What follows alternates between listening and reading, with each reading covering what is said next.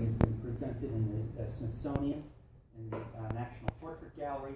And one piece that he was commissioned was a piece called People of Progress.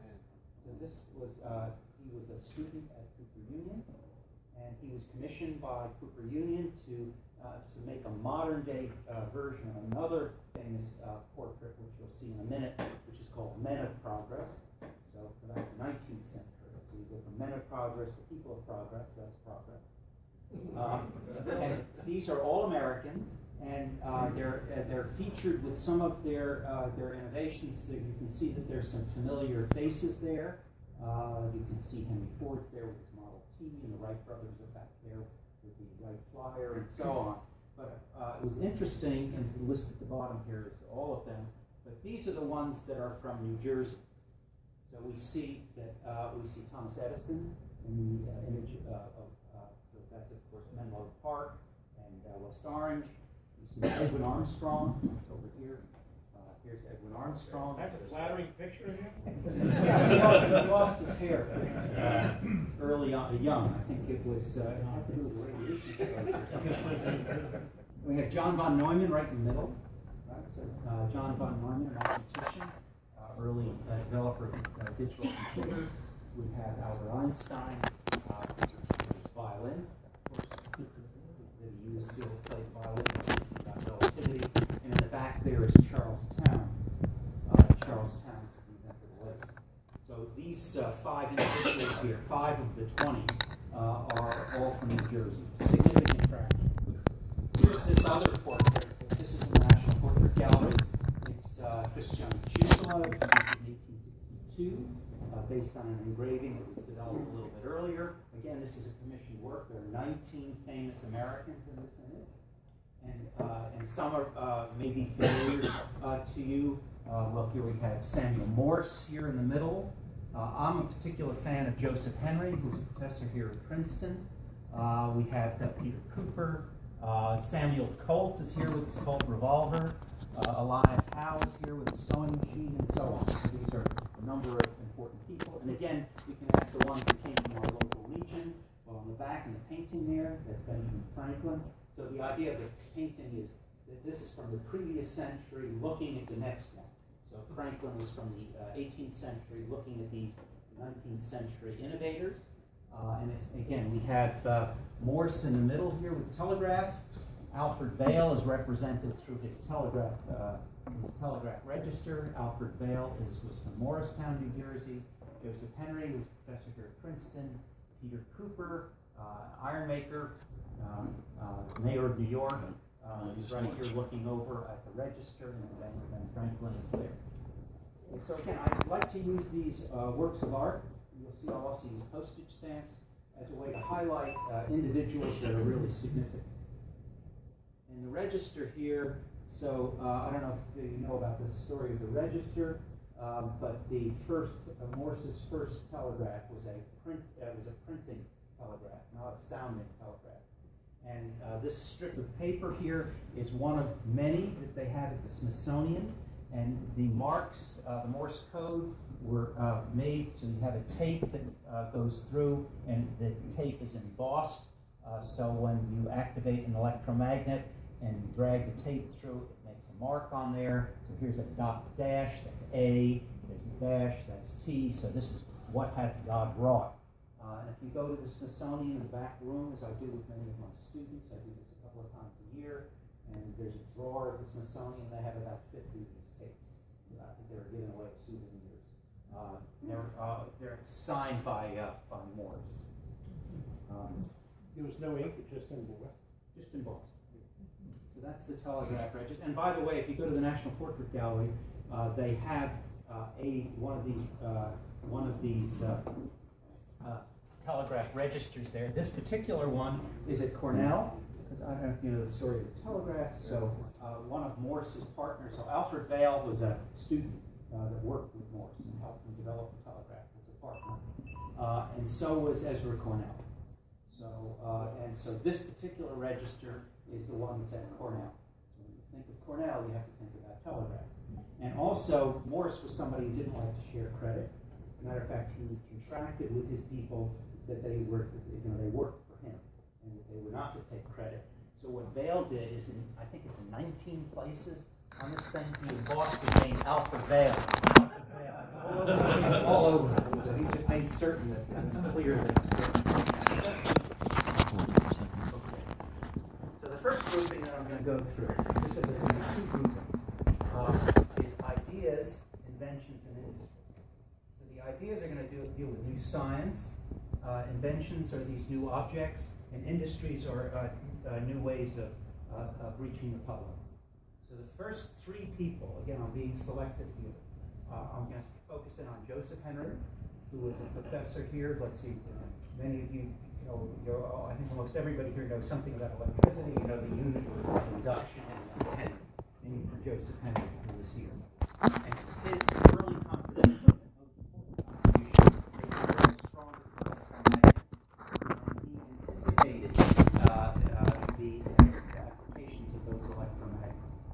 Of course, we have Albert Einstein with his theory of relativity, and then John von Neumann. He was worked on the area of game theory, early computer science, and he came up with the concept of putting the program into memory along with the data. So it's the stored program digital computer. So here are these three important ideas, and we can look at what has come from them. So at the top there, and these are the two important objects that Joseph Henry built the strong electromagnet. Within a very short time, a couple of years of his developing that, he realized that you could use it for motion.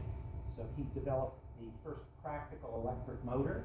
It's the one that's shown over here. Actually did a research study of the motor that we have here at Princeton.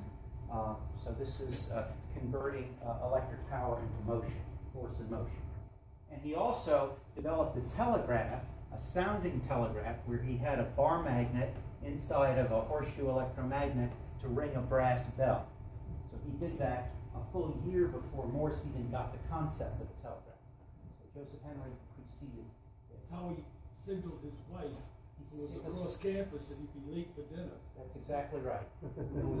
That's exactly right. They used to show the coil, one of the coils he wound in the cabin. And we had the coils are over there. And it was that particular demonstration was also a single wire telegraph, so he used the earth as the return path. So that's something he did that in 1836, and he commented that he felt that that was the first use of the earth as a return path. And that was Joseph Henry. Then Albert Einstein here. This is showing nuclear fission here. And what we think of in terms of the applications, this is, of course, mass energy equivalence, E equals mc squared. And we can think of nuclear power plants come out of the ideas of Einstein, as well as nuclear weapons. And then in the context of John von Neumann, the stored program digital computer. So here is the idea of putting both the program and the data in memory. And then he built a computer, Institute computer, as the first true digital computer that included these ideas. So again, this is all new science. This is the way to think of this. This is new science that enables new application. And the science, in the case of Joseph Henry, this is, he did his work in the early 19th century, electromagnetism. We're coming close to the 200th anniversary of Ørsted's observation that shows that electricity and magnetism are linked. Now here are some ideas about how society has changed as viewed by these people. So it's too small for you to read this, so let me read it for you. So this is what Henry says about his two devices, his device for power and his device for information. It says, at the time of my original experiments on electromagnetism, I was urged by a friend to take out a patent both for its application to machinery, that's the power, and to the telegraph, that's the information. But this I declined on the ground that I did not then consider it compatible with the dignity of science. In this, perhaps, I was too fastidious. So this is what had happened. This is at the end of his life. He had watched Morse get all this accolade, and then Henry really didn't get much recognition for the telegraph. Was he poor? No, he wasn't. Well, he never made very much money. He's not poor. He left Princeton to then head up the Smithsonian. So he was very comfortable. But his daughter was not taken care of. And so his daughter actually didn't leave a legacy for her to live on. So actually, there was an effort in Congress to get her some an annuity, an annual payment from Congress in honor of Henry's contributions in the Telegraph. I'm not sure that ever happened. So she wrote a couple of books. She wrote some articles in the Engineer. It's an interesting story about Mary Henry. Now here's Einstein's comment about his mass energy equivalence. The release of atom power has changed everything except our way of thinking. The solution to this problem lies in the heart of mankind. If I had only known, I should have become a watchmaker. So that's what Albert Einstein thought about his nuclear weapons. And then in the case of John von Neumann, there's a great quotation here. This is, again, remember that he was doing game theory, and he developed these early computers, both the Institute computer, and he helped with the ENIAC computer at Penn. It says, it would appear that we have reached the limits of what is possible to achieve with computer technology, although one should be careful with such statements, as they tend to sound pretty silly in 5 years. Yeah. So that was in 1949. So okay, and then here, so I would comment, we're here in Princeton. We said all 3 of these individuals were residents of Princeton, New Jersey. There's a statue of Joseph Henry in front of our first campus center. And if you take a look at that statue, on the left is Benjamin Franklin holding the key. And on the right is Joseph Henry holding what looks like a remote control. But if you look very closely, you'll see it's a horseshoe light from Magnum. And the sculptor there was Daniel Chester French. He's the one who did the Lincoln Memorial. So actually Daniel Chester French was responsible for both of those statues. And here we have a stamp of Albert Einstein. This happens to be a Russian stamp. And then we have a Hungarian stamp of John von Neumann with his EDVAC design on here. Again, each of them being recognized by statuary and stamps. Now let's go to inventions.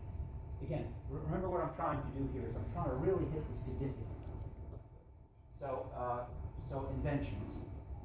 So Edison, so the phonograph is a very significant invention. This is the first recording of sound. Bardeen, Breton, and Shockley in 1946, developing the transistor. That's at Bell Labs. Of course, the phonograph is being developed at Menlo Park. The transistor is being developed in Murray Hill. And then Charles Towns and Art Shallow developed the laser. So they started their work at Columbia and then continued at Bell Labs. Incidentally, Yes. when I was a graduate student at MIT and was about to meet Charlie Towns, I was warned to not call it a laser because he invented the laser, and he wanted to call the optical laser. Right. So that was by the way, lasers are my field. So I know this. I know this very well. I also know Art Shallow. I knew Shallow better than Towns. Sort of left the optics community. I mean, Towns was actually more interested in astronomy. Shallow, however, was sort of a real promoter of the laser. And he's best known for, he used to have an infrared laser, and then he had one of these Mickey Mouse balloons inside of another balloon. And then he would use the infrared. It was colored, so he used the infrared to blow up the inside balloon, leave the other one standing. That was his act. And Shallow, of course, never got the Nobel Prize for the laser. He got the Nobel Prize for spectroscopy. Towns got it for the laser. But Shallow was really important, and it was sort of a consolation prize that he was recognized. So here again are some postage stamps. This centennial of sound recording stamp here. This was 1976, the 100th anniversary of Edison's phonograph. Remember, this is a New Jersey innovation. We have Bardeen, Breton, and Shockley developing the transistors. This was a stamp that says transistors here, progress in electronics. And then this was from the Celebrating the Century series here, having the lasers. It says lasers can provide light in a narrow beam of high intensity and pure color. They were first operated in 1960 and revolutionized technologies from communications to surgery and led to everyday items like CD players, which are going out now. So that's a little bit in the past. So how society has changed, again, we can think about this. This is the idea of sort of stepping back. So prior to Edison, we don't know what Abraham Lincoln sounded like. But we do know what the later presidents, later individuals sound like because we have archival recordings. And it's a significance photography, is what I would describe. In the case of transistors, of course, these are just electronic switches that allows they're solid state, so they're portable, small, they're rugged, so unlike vacuum tubes, although there are some vacuum tubes that are pretty rugged. They're low capacitance, they switch more quickly, and of course, the most important thing for radios is that you don't have to wait for the radio to heat up. You know what audience I'm talking to here.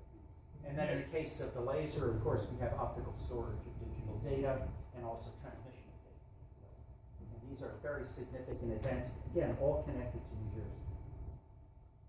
So locations, we have Edison on a stamp, 3-cent stamp. So it's not that he's less valuable, but he's earlier, so the stamp is actually used to cost 3 cents to send. I even remember that when I was a kid to send a letter. So that's Menlo Park in West Orange. Remember, he had 2 labs. So in between, he did the electric power network in New York. We have John Bardeen. John Bardeen was a student of Eugene Wigner. So he's a graduate student here at Princeton, and then went off to Murray Hill and worked with Princeton and Shockley. And then we have the laser. So New York was Columbia. That's where Towns was a faculty member. Shallow was his student. And then they continued their work at Murray Hill under contract. They also never made any money out of the laser. So because the patents, they became Bell Labs fellows, but and Bell Labs never collected on the laser either. So they kept it. My understanding is kept it public. So in the idea of one invention leading to another, and that's going to kind of fit in one demonstration to you today. So the work that Edison did on his phonograph leads to his development of the carbon button microphone, which was used in the telephone. Just a few years later. So this is one of these early candlestick telephones. And when you think of the old candlestick phones, you should really think of Bell with a long pole receiver, but you should think of Edison with the microphone. There's a whole story that goes along with how the Bell Telephone Company got ownership of that patent.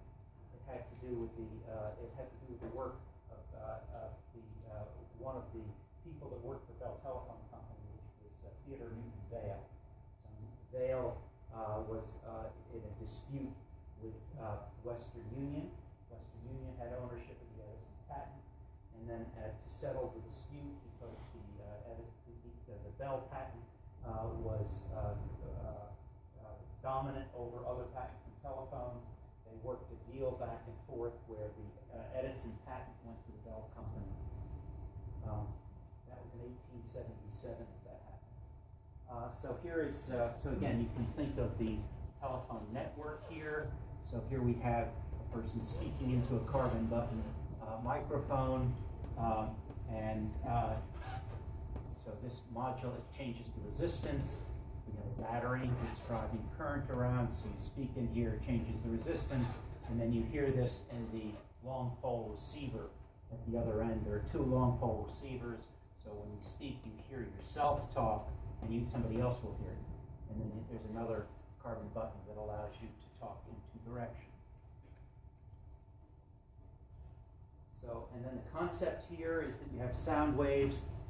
This is Edison's idea. You compress carbon granules, and as you compress the carbon granules, you reduce the resistance, and therefore, when you squeeze the carbon together, it lowers the resistance. And so the sound wave is your alternating high and low pressure, and that's changing the resistance in series with it. And the idea for this, though, comes back to the idea of this phonograph. So this was from Edison patent drawing. So it was all based on a diaphragm with a pin. It was pushing on a little collection of carbon granules. So the idea of the idea of the phonograph led to the idea of the carbon button microphone. And here was again his patent drawing of his phonograph, where he had a recorder with a sharp pin that would put put a depression in a tin foil that was wrapped around a moving cylinder, and then the reproducer was a blunt pin that would then respond to the vibration. So you need the sharp one to make the engraving into the tin, and then you have the blunt one that would follow it. Tell me again, which came first? So the phonograph came first, 1876. And then right after that, he came out with his patent for the carbon, but within, I think it was in about 6 months to a year, he came out with the carbon button microphone. The carbon button microphone was much better than the microphone that Bell was using. Bell actually recognized that his long pole receiver could also be used as a transmitter. So the early telephones actually had essentially two receivers. You speak into one receiver and listen to the other.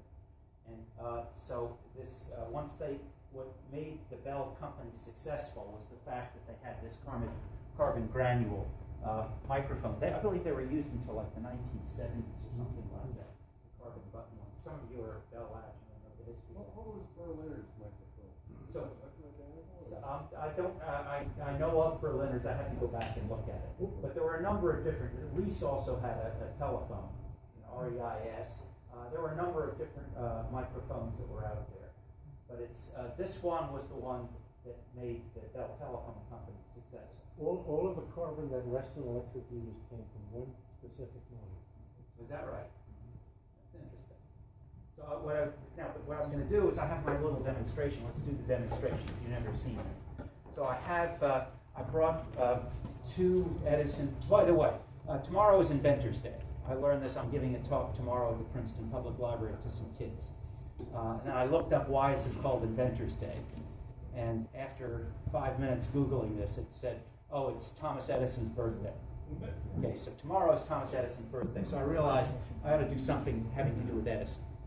So what I have here is I have two Edison machines, and I have a soft brown wax. And one of these, I have a recorder. So it's like the sharp pin. And I'm gonna put this in, and I'm gonna speak into this, and we're gonna make a recording. And then I'm gonna pull it out, and then I'm gonna put it on the other machine, which has a blunt pin, and we're gonna be able to listen to it. And I hope it's gonna be loud enough. And I'll do like they did in the old days, I'll shout into this thing, because that's what you have to do in order to make a proper recording. What was this? You said soft. This is brown wax. So brown wax is a softer wax. So that the black wax, you may know about the cylinders, that's a harder wax. And they were molded. So there was a master, and then they were, I don't know too much about that process. These are, the first recordings were all individually recorded in these machines. So the original recordings. And we're going to make an original recording. So I'm going to put this in here. I'm going to get this going. I tried this in my office before, and it did work. Let's see if it works now. Mary had a little lamb. Its fleece was white as snow, and everywhere that Mary went, the lamb was sure to go. And of course, now why did I do that? It's going to do a nursery rhyme. Yeah, that was Edison's first. That's what Edison said at the beginning. For the first time he recorded on that machine. So there's little dust, wax dust all over this. I'll blow that off. So it made an impression in the wax. And now I'm going to put it in this other one. I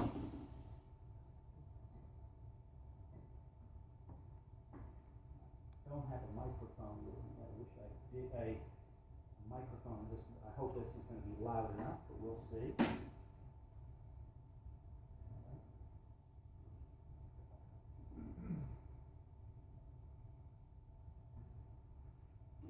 Drop the horn.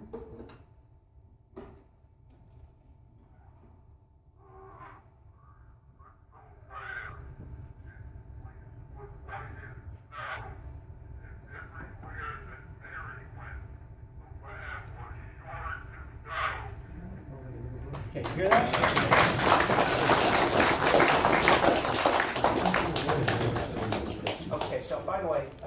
some of us are collectors, and you know this.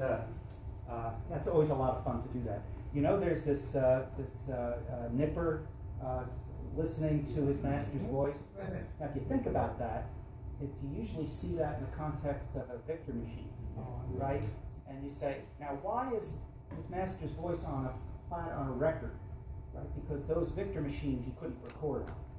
So if you look at trace the history of nipper, the original nipper was on these machines. And then what happened is then the ownership of the nipper painting was then flipped over to the Victor machine. So then it makes sense on these machines because you can hear your master's voice because your master could have recorded, you know, come here, fight over. They didn't want to pay for the painting, they didn't want to buy it. There's a story, I have a little book about the story of nippers that came from the UK, the original nipper. Okay, now let's look at industry. So we looked at ideas, and we've looked at inventions. Now let's look at industries. So the industries that I want to look at are electric power with Edison. Question? I'm sorry? Another question. Sure. When you were making the recording, you say that was salt wax, Yes. right? Now you took the cylinder and you put it in the other machine to listen. Right. Now something had to track that those grooves, and why wouldn't it screw up the wax? It's a if good it was question. Very soft. If you look at it very closely, there's a sapphire needle that does the cutting, and what it was the needle that did the recording was just think of it as like a glass rod that's cut off at the end, so it's very sharp. It has a sharp end to it, and then it's attached to a diaphragm, so it's moving in and out. So Right. that digs in and out of the wax. So Okay. that's what did the cutting. Now the recording, the piece that came back that was playing it back was a very blunt end. So again, it was another piece of sapphire, but it had a little ball at the end. So instead of it being like a sharp needle, it was blunt. So it was enough that it could follow it back and forth without actually damaging the wax. And the wax is not very soft; it's semi-soft. So it's in other words, it holds its shape. Okay. Did that make sense? It rides in the groove that the sharp needle cut, Exactly. and it moves up and It down. moves up and down. And also, in the groove. there was a lead screw. Yeah, that also it's actually lead made it screws. work. So there's Edison had this wonderful invention, a half nut, and with a lead screw so that it moves it along. So it's unlike for example, a Victor machine where the needle actually rides in a deep groove. Okay, in this case, the lead screw pulls the reproducer along to track the groove. So it's very clever, and it was the same. Let me just go back here so we don't lose this too. So it's just what you did here in the original invention. A sharp pin cuts into the foil, and then a blunt pin, so one that's just like a ball, would follow it. And in both cases, you use a diaphragm. So the sound comes in, moves the diaphragm back and forth. That moves the pin back and forth, so the information is stored up and down. And then on the other side here, again, the pin goes up and down. It moves the diaphragm. It moves the air coming out. So this is, and I said, the one that did the recording is called a recorder, and then the other one is called a reproducer. Okay, I'm glad you stopped me there. Good. Let's. Sure. The images you just had, are they from the patent applications? Yeah, so this one's directly from the patent application. I think so is this one as well. So industry. So let's look at industries. I updated this from the time I gave that lecture at the public library. I added a fourth one. I usually only like to have 3 ideas on a slide, but I added a 4th one because I thought it was relevant to this crowd. So we have Edison with the electric power since the beginning of the electric power network in New York in 1882. We had David Sarnoff and Edwin Armstrong with the development of radio and television in this area. J.P. Morgan and Theodore Newton Vail. So the Bell Telephone Company started in Boston, but then in around 1910, J.P. Morgan brings the company to the New York area. It was basically the patent had run out. The Bell Company wasn't doing that well. J.P. Morgan was really interested in creating big industries. And then he brought in Theodore Newton Vail, who used to work for the Bell Telephone Company, took him out of retirement. And it was Theodore Newton Vail that led the second generation of the development of the AT&T in the New York and New Jersey area. Was he related to Alfred Vail? Yes, so he was a cousin. So yes, so that's and there's also it's the Speedwell Iron Works. If any of you know Morristown, New Jersey, that was Judge Vail, Judge Stephen Vail. So Stephen Vail helped finance Samuel Morse through his Alfred Vail was his son, was Stephen Vail's son, and then Theodore Newton was a cousin, his second cousin. And then we have Baekeland from he was a Belgian inventor, a chemist. And he developed Bakelite, the first plastics, and that was in New Jersey. So I think we all know about Bakelite. Right? So here we have, again, Edison represented on the stamp. This is the Golden Jubilee, the 15th anniversary of the electric light. By the way, Princeton University was the first classroom in America lit by electric light. And that's because one of Princeton's students, Francis Upton, worked with Edison. And Princeton Physics Department loaned equipment to Edison to help him develop his electric lamp. By the way, if you go to the Smithsonian, you'll see that the early Edison lamps, they all say a gift of Princeton University. They used to be here in our electrical engineering department. Here's a radio. At the end of the 20s, radio had become a national obsession, and it's an obsession in this crowd. Right?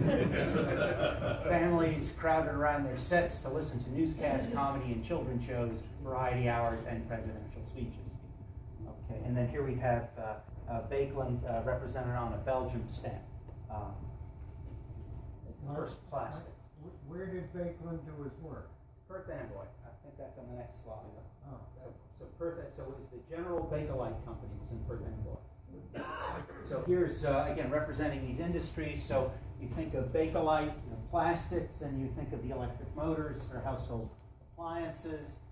Commercial television begins in 41. Of course, we know the stories about television in Sarnoff. And then the Morgan and Vail, what they did is they also had the patents for the vacuum tube.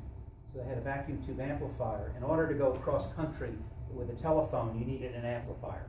So in 1915, so this is Celebrate the Century. It says completed in 14, January 15th, 1915. A call was made from Alexander Graham Bell in New York to Thomas Watson in San Francisco, and Theodore Newton Vail was also on a party line. He was listening in Atlanta. So this was the first long-distance phone call. Mike, yes. Bakelite was a key to early radio. Okay, yeah, I know it was news. Yes, so I need to know more about this. It had much better high-frequency characteristics. You mean Insulators, oh, for waveforms. That's interesting. I knew that it was high temperature. It was great for Which is one of the reasons that so many electronics companies wound up around Boonton, New Jersey. Okay, that's The history of Boonton is if you're not aware of that, I should bring you up to date. As I said, I know about Bakelite here. This early part about Bakelite, but I would like to hear more about the insulator. Okay, so here's again. This is 29 when David Sarnoff got the cover of Time magazine. He was just made president of RCA. So that was when they merged radio and phonograph together. They took over RCA Victor. And then later, here's the beginning of color television was on the cover. And then here we have a stamp of Edwin Armstrong with the Alpine, New Jersey radio tower. I know that one because I grew up in Tenafly and then in Demarest, the next town to Alpine. So I used to hike up by the radio tower. Okay, now I think here's another one. Again, stepping back and thinking big about what was important. And you can think about this. Here are the most significant research and development laboratories in the world. Just in the world, not just in the U.S. And people often talk about the Invention Factory in Menlo Park as one of the significant ones. Bell Telephone Labs, of course, is now more or less defunct, but of course it was the great Bell Telephone Labs, and then RCA Labs also. These are three very significant research and development labs right here in New Jersey. And then manufacturing, so the Edison Lamp Works was in Harrison, so Francis Upton ran the lamp works, so he was the Princetonian that made the lamps. RCA vacuum tubes were also in Harrison. Western Electric Company had their major manufacturing facility in Kearney, and then General Bakelite was in Fernando. Now I'm going to go through a second grouping. So this is a different way to look at this, this subject. It's capturing, communicating, and computing. So capturing. So Edison captured sound and captured moving pictures. So that was his phonograph and the kinetoscope. Then we, Carl Jansky and Arno Penzias and Wilson, John Wilson, Robert Wilson, thank you. Okay, captured signals from space, 1933. That's the beginning of radio astronomy. And Penzias and Wilson captured the remnants of the Big Bang. That's the cosmic black body radiation. Then Boyle and Smith developed the CCD. Right? So when you take a digital picture and you say, where did the CCD come from? It came from Bell Labs, at the beginning of digital photography. So here's the kinetoscope. Forget about this, but Edison, while he didn't really invent motion pictures, he actually developed the first motion picture studios. So here's Edison with one of his kinetoscopes. Here's Edison Films, the great train robbery, and here's a stamp commemorating the great train robbery directed by Porter in 1903. It was one of the first commercially successful story films. This box office hit became part of the Western genre, okay, and it was filmed in Milltown, New Jersey. So that was the great train robbery. And here's one of these Nickelodeon, this is what you could go and you could look at these motion pictures of the Nickelodeon. That probably has sound with it too. You probably did. But I just found the GIF. So GIF is you probably did have sound with it. I think you're right about that. Radio astronomy is born. Here is an image of Jansky and his original antenna. And then here's Penzias and Wilson with their horn, their microwave horn, to look for the 2.7 degree radiation from deep space. And the CCD camera, so here's an image of the Eagle Nebula. It's a picture that is from Hubble. I happen to know this because I do a little work in space photography. We have a space telescope project. You see this star pattern here? So that star pattern tells me that this came out of was a Hubble picture. And I also can tell that it's a problem with the CCD camera, is this other line is not supposed to be here. So if you look here, it's got a cross, this one's got a cross, this has got a cross, this one's got a cross and a line. The reason for that is they saturated the CCD and they read them out row and column. And so it saturated so much it spilled over. So when they were reading out the CCD, they got that extra line. Only I would notice this because I work with CCD. Crazy too, And then the CCDs, if you think what's in your iPhone, are these very, very small pixels that allow you to take digital images, and that was developed at Bell Labs. And that's a very controversial attribution. Which is, oh, is it? Boyle and Smith? Okay, I'd like to hear more about that. I would.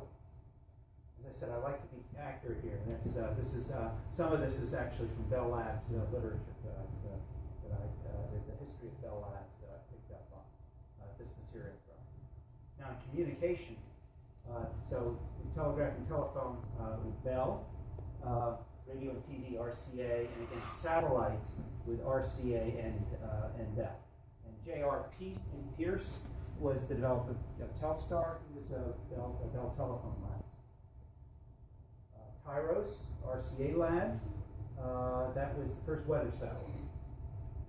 And then Echo was the first. Echo was, of course, just the bouncing radio waves. So that was the first communication relay. It was Bell Labs designed at Homedale. And then Telstar, the first television pictures. And telephone calls with Bell Lab in Murray Hill. So that's the beginning of early satellites. Now in computing, so when I talk about Princeton's contributions to world technology, the most important one, I think, is the computer, the digital computer. So much about early computing it derives from Princeton. So we have John von Neumann, who was here, our early designer, worked on ENIAC, worked on the EDVAC machine, and came up with the stored program digital computer. Unix, Dennis Ritchie and Ken Thompson, those are Bell Labs innovators. I remember when Unix was happening when I was in grad school, and then the C programming language with Dennis Ritchie. Here's a stamp. This was the 50th anniversary of ENIAC, and John von Neumann contributed to ENIAC, but also Mauchly and Eckert were also the designers of ENIAC that led to the UNIVAC computer. Universities, we can think of computer. It's shared. I think shared credit goes to Princeton and Penn. Telegraph, of course, you have to think of NYU, and then radio and laser. Radio, Edwin Armstrong, and laser, Charles Townsend, Columbia. So I'm almost done, by the way. So let's see, people. So I just went down a list. Now this is just a straight list of various people with some of their innovations. There were some Nobel Prizes associated with them. And then places. Here's a series of places with, again, the innovations that came out. And there are a few that I didn't mention. For example, wire rope in Trenton. So significant innovation, very important development. It provided the cabling for the Brooklyn Bridge, George Washington Bridge, and other bridges, and so on. I mean, but as I said, I was being selective here. So here I'm going to finish with this. So let's see, final observations and 2 questions. New Jersey transformations were transformational. They changed the way we live our lives. I think that's a fair statement, not an exaggeration. This is not an advertisement from the Business Council of New Jersey, by the way. It's just my observation. New Jersey, New York City, and Philadelphia nurtured many radical innovations. Look at them: radio, TV, telephone, electric power, transistor, computer, laser, plastics. These objects and systems are at the core of our modern information and power networks. That would be the statement. It's a great history, right?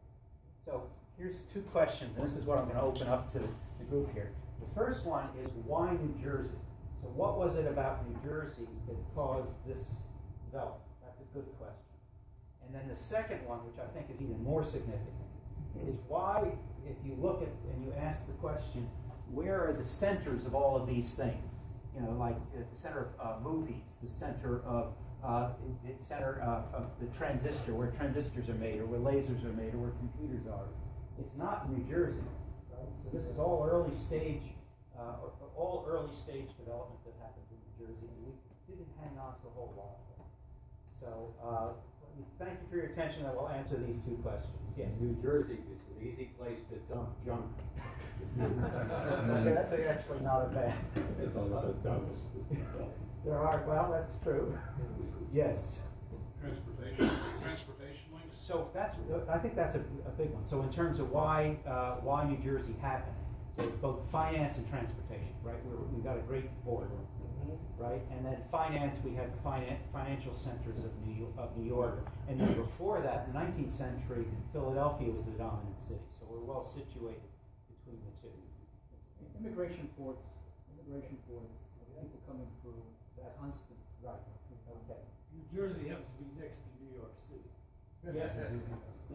I was told that when I first moved to New Jersey, Uh-huh. my gas station attendant, who was old enough maybe to be my father, Right. and he noticed my accent. He said, "You know, Williams, the only thing wrong with New Jersey is it ended up next to New York." And that was my welcome to the town. Right. He and I became friends, but it was just. Well, why were those bridges built? Because all those New Yorkers really wanted to get to New Jersey. Yeah, get out of the tenement and get some place to park. By the way, that was true during Prohibition.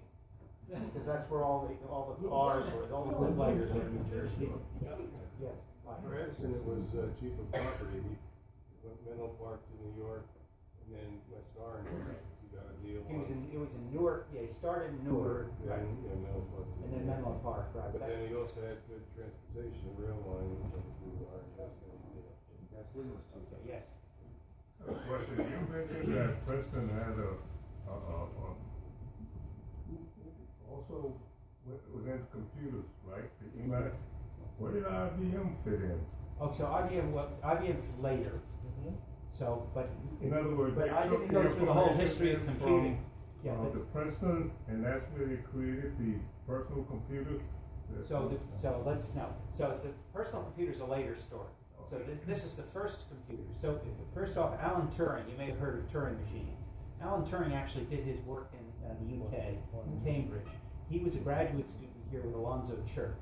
So he came and studied at the Institute for Advanced Study and Princeton University. He got his PhD in 1936 and then went back to the UK. So Alan Turing was here, John von Neumann was here, developing the design of the modern digital computer. This design, this type of computer is called the Princeton architecture, okay, as opposed there's a Harvard architecture. So this is the idea. I think you have it's also called the von Neumann bottleneck, the concept of a data bus and a single memory that stores programmed data. That's all John von Neumann. There are also others. So the internet, the Bob Kahn, so the origins of the internet protocol. Bob Kahn invented Cerf. So Kahn was an electrical engineer, graduate of our EE department. Vinton Cerf was a computer scientist, I believe, at Stanford. And the two of them worked for both Beranek and Newman and formed the old ARPA network. They formed the internet protocol, TCP/IP. So that's a Princeton innovation. Ethernet was also a product of a Princeton PhD. I mean, if you trace through a number of these sort of early developments and early computers, you find that a lot of them connect up with Princeton. But the most significant one was John von Neumann. Yes? Just on a different, slightly different, you're talking about information technology. Yes. New Jersey, with Dow Jones, was the first newspaper technology to be able to print the same paper across the country at the same time. That's interesting. Okay. Yes, because they went up on the satellite. They built the machinery that would take a page negative and do a facsimile on satellite, and they shipped it down to printing plants around the country. Interesting. That was a New Jersey thing there down. So that was after Telstar. So that had the satellite communications. The satellite communication came up, and Republicans, I think it was Nixon was the president, had to swallow hard when he found out that the one newspaper company was going to be able to print the same thing all the way across the country. Great. But that was here. So another reason for New Jersey, I think also that had to do, early New Jersey innovation had to do with natural resources. We had mines, various natural minerals that were available. There was zinc, for example, Joseph Henry. So it was easy to make batteries, I know. And there were some other mines, as I understand it, available natural resources. Processed radium to make watchdials. Okay. And that was a major thing with quite a few women employees who died of horrible cancers. Painting watchdials to make them glow in the dark, like my Mickey Mouse watch used to. Yeah, actually, I had one of those too. But it did You go stay up all night looking, the glow will go away, and it doesn't go away. That's now that you mention it. So, look, we survived the radium, we also survived the mercury. So I used to play with Yeah, right, the mercury, yes. Get on our feet X-ray. Well, that's also, I could remember that as well.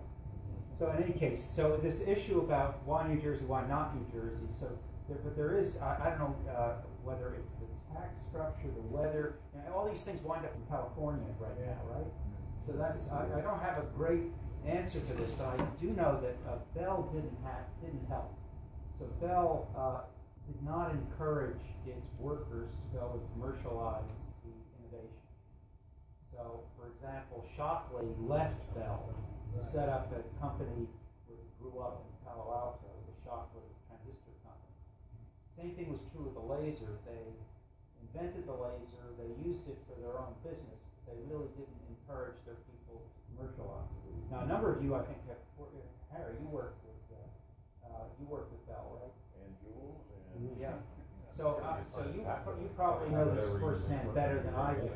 Now, by the way, RCA wasn't successful. I think we all know is that they really screwed up in a lot of different ways in terms of missing. They just kept on missing the boat, like on the laser discs, and right on there's some just bad business choices there. So did the Xerox Corporation. Yeah. And I have a friend who's still working there after all these years after he came from Vietnam. And he, every now and then we have a telephone reunion. And he laments the fact that all of the shares of Xerox stock he's accumulated over the last 35 years are worth what they could have been. But Xerox missed the boat, became a mouse, graphical user interface, and quite a few things. Two Steves of our fame went in and just literally scooped up and used, because Xerox was interested in making copiers. But we're the people who make a plain paper copier. So that's all we need. So they missed their opportunity. They ignored it. IBM missed the opportunity to have Xerox. Yeah. Yeah, right. So these are unfortunate business decisions. But the state of New Jersey, as I've said, has just, while we have a great heritage, I don't think we have a great commercial enterprise to show for it, which I think is too bad. Which of these innovations drove the largest amount of employment? So, okay, probably, employment, so you can do that on the basis of gross revenues. So if you do that, it's really actually automobile. So gross revenues.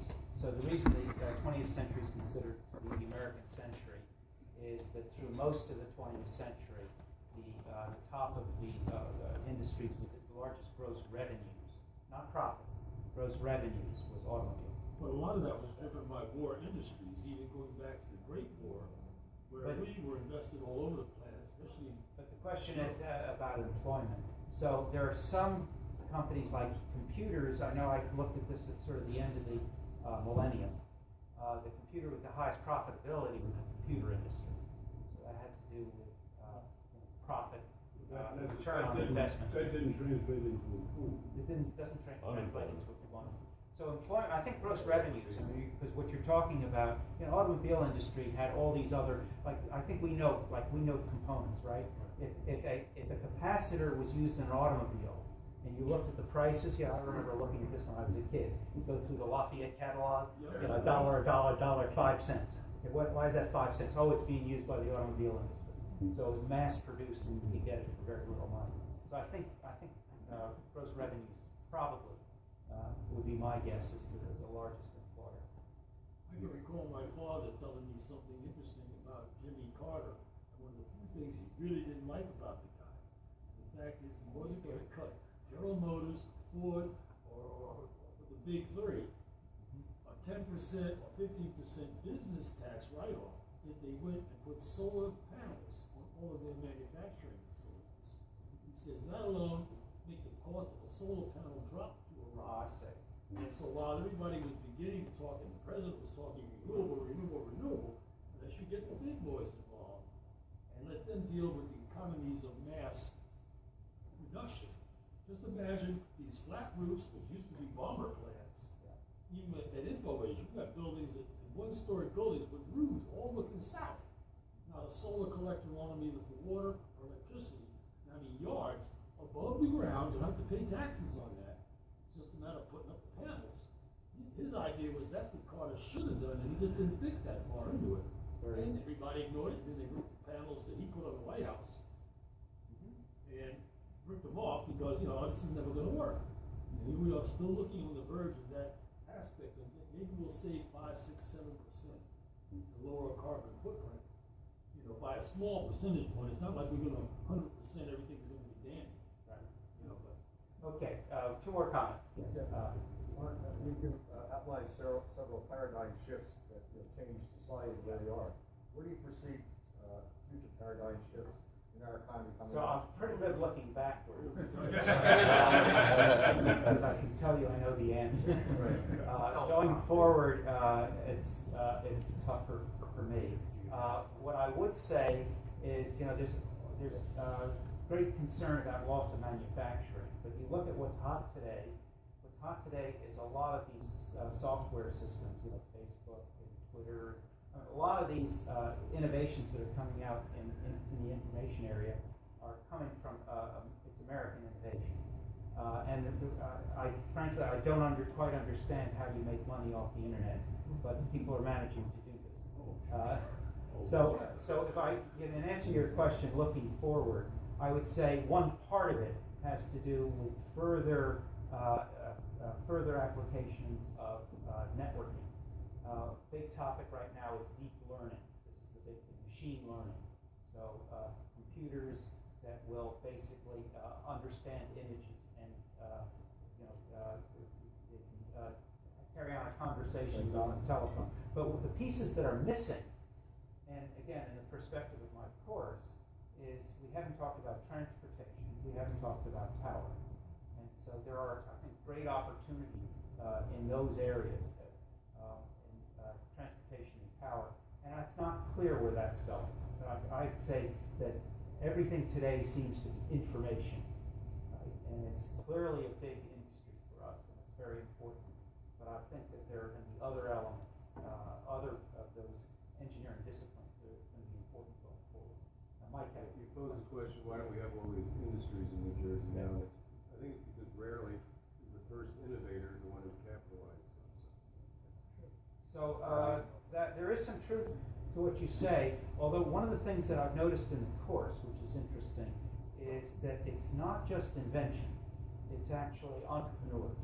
So the people that are successful are not just the people that put it into the marketplace, but those that actually help it mature. So every one of those people in the Sorel painting, you look at, well, not every, all of them, but many of them. So you look at Henry Ford. So Henry Ford, it's not just that he developed a successful automobile, but he developed an industry that went around it. The Wright brothers were more inventors. They actually really didn't help the airplane industry. So they'd be sort of a counterexample. They were not very good entrepreneurs. Right. Yes. In our field, Yes. Hertz didn't think there was any use to the technology he invented. Marconi took it and Marconi ran was with the it. entrepreneur. So by the way, in the course, when I talk about innovation, there's a formula. We said innovation is invention plus entrepreneur. Right. In some cases, it's the same person, like in Edison. In other cases, it's a partnership. And the first one that I will use in the course is Watt and Bolton. So James Watt with the steam engine, and he was just an inventor, and he had no business sense at all. But Matthew Bolton was a manufacturer and connected to Parliament. And so together they had a partnership where they had both the invention as well as the entrepreneurial part. So I think those are the important pieces. Yes. And another story that addresses why not New Jersey is the story of Carl Laemmle, who was the founder of Universal Studios. His film studio started in Fort Lee, but he needed to extend his season because he was filming outdoors.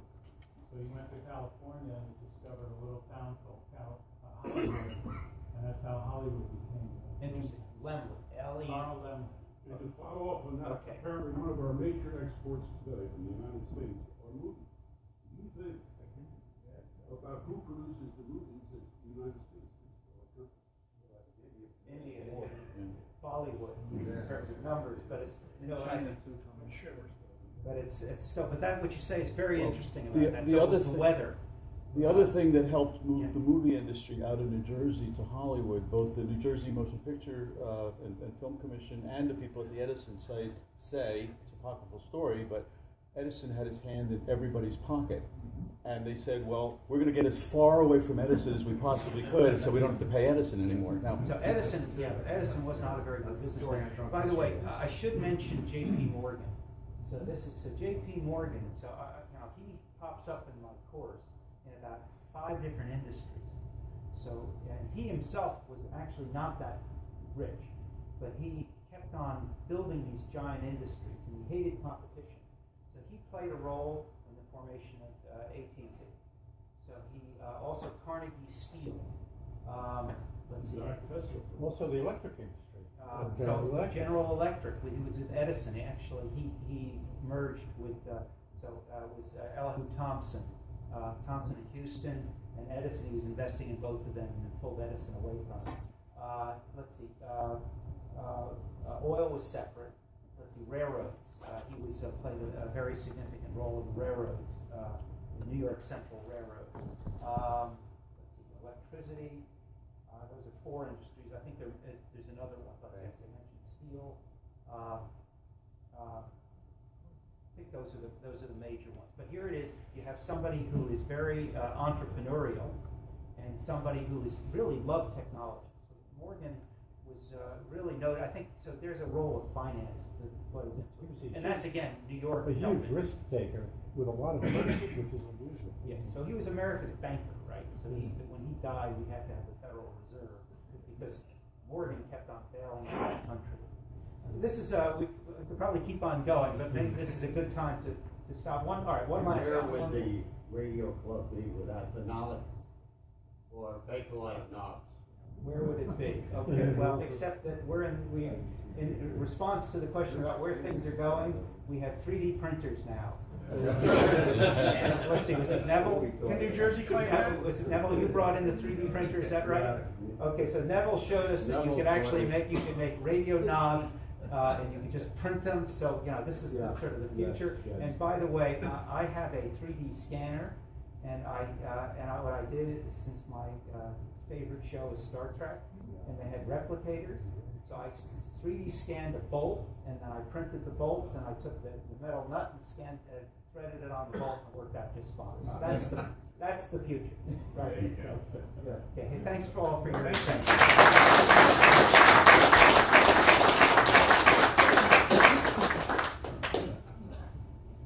Thank you, Professor Mike. As usual, another stunning presentation, captivated. Everybody was quiet and paid attention. Is this a 3-credit course? It's going to be online. It starts tomorrow. Everybody enjoyed it very much. And it's again, we're very fortunate to have you and part of our club and be able to mine people like you that we could get presentations and like somebody like Mike Molnar also. Okay, we have an auction of communication receivers out front. We have our next meeting is here at Princeton, and of course that'll be Charles Blanding. And I want to thank you again for all coming. What a great showing we had this evening. Everybody, there were a lot of naysayers out there. Oh, snow, old people, they don't need snow, it's ice. Everybody came in here, so thanks very much. And again, Michael.